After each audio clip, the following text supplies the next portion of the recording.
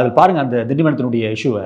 அந்த கவுன்சிலர் காலில் அந்த ஊழியர் கீழே விழுறாரு, அழுகுறாரு, அழுகுறாரு. அழுத உடனே அந்த அம்மா போய் பாலியல் சிண்டில் சொல்லி போய் இது கேஸ் கொடுக்குது. கீழே சமூக ஊடகத்தில் வந்துட்ட பிற்பாடு தான் அந்த கணவனாரும் அந்த ரம்யா என்ற அந்த திமுக கவுன்சிலரும் ஸ்டேஷனில் வந்து ஒரு பெட்டிஷன் கொடுக்குறாங்க. இதுக்கு முன்னாடி இப்போ என்ன பண்ணீங்க? அப்போது இதுவே ஒரு பொய்யானது. திருமாவளவன் வாய்மொழி கொண்டு இருக்கிறாரா? இதே வந்து ஒரு ஒரு ஒரு பாஜக கவுன்சிலராக இருந்து அல்லது எதிர்கட்சியினுடைய கவுன்சிலராக இருந்து காலில் விழுந்தார், வாய் கிழியே கத்திருக்க மாட்டார் திருமாவளவன். என்னடா ஒரு நியாயம் உங்களுக்குலாம்?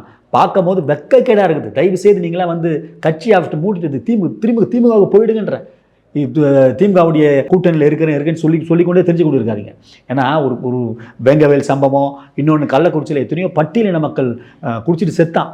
அப்போலாம் வாய் எங்கே தொடக்கிறீங்க?